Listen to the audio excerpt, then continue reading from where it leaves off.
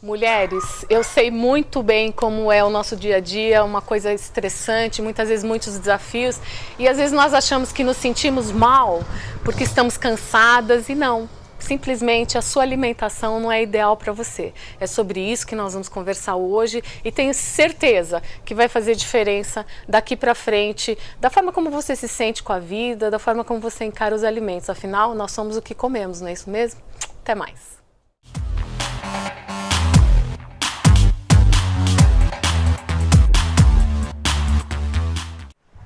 Gente, nessa semana nós vamos falar sobre alergias alimentares com a doutora Ludmila, queridíssima, me salvou, né, com os testes de alergia alimentar. E por que eu resolvi convidar a Ludmila para vir falar com vocês? Porque muitas vezes a nossa sensação de mal-estar, ela está ligada ao que a gente come. Então, Ludmila, muito obrigada por ter vindo, obrigada por aceitar o nosso convite. E eu gostaria que você começasse explicando para nós, né, a diferença entre alergia e intolerância. Né? Muitas vezes, primeiramente agradecer para você, Carla, o convite. Fico extremamente lisonjeada de poder falar para você disso. Eu sou Ludmila, sou nutricionista funcional aqui em Atibaia. E trabalho com isso já há bastante tempo, há vários anos. E a primeira coisa que acontece é a confusão que se faz com intolerância e alergia alimentar, né? As intolerâncias alimentares são quando o indivíduo ele tem uma deficiência enzimática e não digere bem por esse motivo de não ter essas enzimas apropriadas para fazer essa boa digestão do alimento, e ele pode causar algumas intolerâncias, né? Então, o que acontece? Como a intolerância à lactose, a pessoa consome o leite que tem lactose e essa lactose vai provocar diarreia, sensação de mal-estar, flatulência, inclusive náuseas, a pessoa pode até vomitar, né? Não tem uma interferência do sistema imunológico, né? As alergias, sendo elas do tipo 1 ou do tipo 3, que também são consideradas intolerâncias, são diferentes. Já há uma reação do sistema imunológico. Então, a reação imunológica do tipo 1, a pessoa tem um contato com o alimento ou com qualquer outra substância que ative o sistema imune dela, ela tem uma reação imediata, de segundos a 30 minutos, e são reações severas. Então, um choque anafilático, uma reação cutânea, de uma alergia na pele extrema, né, inchaço, edema. Então, essa é caracterizada a alergia clássica do tipo 1. E a do tipo 3, considerada também uma intolerância imunológica, mediada por imunoglobulinas, que são as células do sistema imunológico do tipo G, que podem ser 1, 2, 3, inclusive 4, essas imunoglobulinas do tipo G, elas vão reagir com aquele antígeno, né? As suas imunoglobulinas reagem com antígeno. E isso pode acontecer de 3 horas até 3 ou 4 dias depois do consumo do alimento. Então são reações mais leves, mais brandas, e que a pessoa muitas vezes não relaciona com o alimento ou com qual alimento pode acontecer. Exatamente. Né? Então eu queria deixar aqui até o meu testemunho, Ludmila, porque era exatamente isso que acontecia, né? Eu tinha um mal-estar imenso. A fadiga crônica, o exatamente, mal-estar, a enxaqueca, a dermatite que não sara, né? As rinites alérgicas. Todos esses sintomas. E você pode dar o testemunho, né? Pois é, né? O meu teste, quase toda a minha alimentação causava, né? Me causava intolerância. E quando eu comecei a fazer a dieta que você me apresentou, a minha vida foi outra. A disposição, o sono, né? Foi melhora incrível. Na qualidade de vida, né? E muitas vezes as pessoas vêm procurar o teste de alergia pensando só no emagrecimento, mas não é. O emagrecimento é uma das últimas coisas que é só um resultado da melhora da dieta, da retirada daqueles alimentos inflamatórios, porque esse tipo de intolerância alimentar, essa alergia tardia do tipo 3, ela vai levando a um processo inflamatório crônico no organismo, que isso pode despertar também doenças crônicas não transmissíveis, como diabetes, hipertensão, né? Então essa inflamação crônica, ela leva a isso aí. Essa inflamação em baixo grau. As alergias alimentares também fazem isso. E quais são os testes que a gente tem hoje, Ludmila? Eu sei que tem até genético, né? Que é incrível, aí é o teste genético para intolerâncias genéticas aos alimentos. Aí são intolerâncias mesmo, né? Os testes de alergia a gente tem hoje, são feitos com o método ELISA. Eles podem identificar de 50 até 271 alimentos, né? Tem algumas empresas que fazem. O que a gente consegue fazer no consultório é para pesquisar até 56 alimentos. Sim. O que a gente faz fora vai até 271, é uma gama maior de alimentos, né? Os resultados no consultório é no mesmo dia, mas esses que vão para fora, muitas vezes vão para a Alemanha ou vão para outros países, eles demoram um pouco mais para voltar, né? E aí a gente consegue identificar o grau de tolerância com o alimento, né? Tem alimentos que precisam ser retirados em 6 meses e depois serem reintroduzidos a cada 3 ou 4 dias. E tem alimentos que não dá para consumir durante 2 anos. Né? Ou talvez nunca mais. Nunca mais, né? Porque a pessoa não vai ter melhora com isso aí, né? E aí tem alguma coisa a ver com a flora intestinal, Sim, tem a ver com repovoar a flora. Tem a flora, né? Então, aí o que a gente consegue identificar nesse teste de intolerância alimentar? Que normalmente esses alimentos que causam essa alergia do tipo 3, tardia ou intolerância, consumidos diariamente, talvez em quantidades maiores ou não, eles vão modificando a flora intestinal e alterando a permeabilidade do intestino. Então, o que acontece? Essas proteínas mal digeridas, elas atravessam a barreira intestinal, caem no sangue, na corrente sanguínea, e o seu sistema imunológico atacam. Atacam pensando que aquilo é um agressor. Na verdade, são proteínas mal digeridas.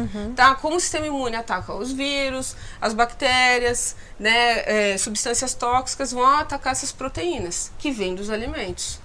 E aí o que acontece? Um processo inflamatório crônico, é daí. Esse processo inflamatório crônico que vai acontecendo diariamente pode levar a diversos problemas, as doenças crônicas, inclusive a obesidade, né? Muito interessante. É super interessante, né? Ludmila, para quem está em casa, dá uma dica assim, você se sente assim? Então pode ser. Pode ser, né? A rinite alérgica, né? Pode ser uma intolerância ao leite mesmo, às proteínas do leite, não uma intolerância à lactose, que não tem nada a ver. Lactose é o açúcar do leite e as proteínas do leite são outros nutrientes, são as proteínas. O que acontece? Ela pode aumentar a formação de muco com isso e desenvolver a rinite alérgica, ou exacerbar a rinite, tá? O consumo de leite, porque aumenta a produção de muco no organismo. Então esse é um sintoma, né? Dermatite está relacionada também com glúten, com o consumo do glúten, que é uma outra proteína do trigo. Né? Também tem a gliadina, tem outras proteínas do trigo que também podem causar esse tipo de problema. A depressão, a deficiência na memória também pode estar relacionada com o glúten, né? As diarreias podem estar relacionadas com amendoim. Você é o que você come. A soja também. Resumindo, né? A flatulência, o aumento de gases, ela pode estar relacionada também com o consumo de soja, de amendoim, de clara de ovo, né? Nossa. Tem vários alimentos que podem... E é um espectro imenso, né? Às vezes um alimento inocente, né? Um vegetal inocente, como uma abobrinha, tem pessoas que são intolerantes. Que coisa. Que não conseguem consumir, aquilo provoca alergia de baixo grau. Que uma vez você comentou comigo que você tratou até a compulsão tirando o glúten, né? Sim, exatamente, porque o glúten ele causa compulsão alimentar também. Olha que coisa incrível, também, né? Você me disse que a gente começa a comer e tem vontade de comer mais, leva aquela compulsão. Mas não é só o glúten, né? É um espectro, né, da dieta em si, mas é um dos fatores. Muito não interessante. Não é o principal, mas é um dos fatores. Eu acho que para você que está ouvindo, assim, fica o meu testemunho, né? Até hoje eu sigo a dieta, me sinto muito melhor do que no passado, né, Ludmila? E também, se você tem esses sintomas, procure a doutora Ludmila, sabe? Vai saber o que está acontecendo, porque às vezes é só a sua dieta. Então, né? E falando dos testes genéticos, né? O que a nutrigenética e a nutrigenômica trouxe para a nossa realidade do consultório? Você sabe que nós somos indivíduos 99,9% semelhantes. E temos 1% de diferença genética, né? Então, o que a gente estuda hoje na nutrigenética e a nutrigenômica é a ciência que estuda como a dieta, os nutrientes, os compostos bioativos, eles podem fazer a doença surgir né? Ou podem fazer com que você que tenha essa diferença genética, esse polimorfismo genético, responda de uma forma diferente, através da sua dieta, dos nutrientes, Sim. influenciando a manifestação desses polimorfismos genéticos. E o que são esses polimorfismos genéticos? São genes que funcionam de forma diferente das outras pessoas. Né? Por isso que somos 1% diferentes. Então quer dizer, né, que a gente pode tanto estimular o aparecimento, né, a manifestação, sim, como também dieta, coibir. Como também coibir, exatamente, com a dieta. Né? E o que a gente consegue isso ver é hoje? Incrível, né? É incrível. A gente consegue ver intolerância à cafeína, intolerância ao glúten, intolerância à lactose. Aí é uma intolerância meio genética, a lactose.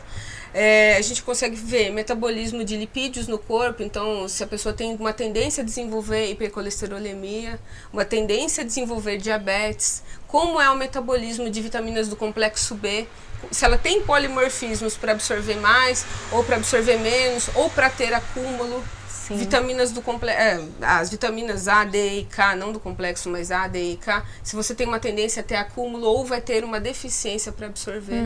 Então é muito interessante. E o que é mais interessante, né, nos testes genéticos, tem um centro aqui no Brasil que consegue identificar até 25 polimorfismos genéticos relacionados a desenvolver obesidade.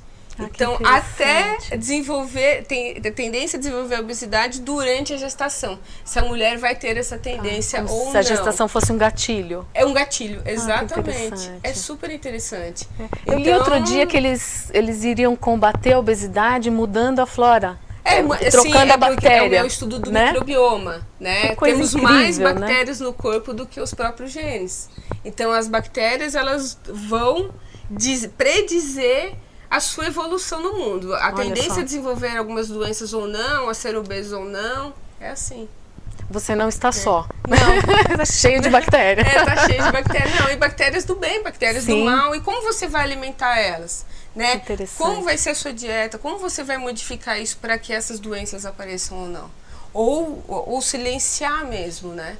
Muito interessante. Super interessante. Ludmila, obrigada. Tenho certeza que quem acompanhou a gente, né, pôde ter assim um overview assim, né, do que exatamente a nutrição pode fazer, que é muito mais do que uma dieta para emagrecer. Sim, né? Nós somos o que comemos realmente, né? Realmente, e vamos ser o que comemos hoje, dependendo também da sua herança genética. Sim. Né? E os exames genéticos também estão relacionados ao tipo de atividade física que você faz, e você vai ter uma melhora ou não, ou vai atingir os seus objetivos ou não. Sim. Com aquele tipo de atividade, seja ela anaeróbica, aeróbica, né? Isso já existe com as atletas, mas está vindo agora para a gente conseguir fazer com os pacientes no consultório, né? Ah, que bom. Te agradeço muito a presença. E você que está nos acompanhando, se tem alguma dúvida, quer fazer alguma pergunta para a doutora Ludmila, deixa aqui embaixo, nós vamos responder com o maior prazer. Ludmila, mais uma vez, obrigada, gente. Até daqui a pouco.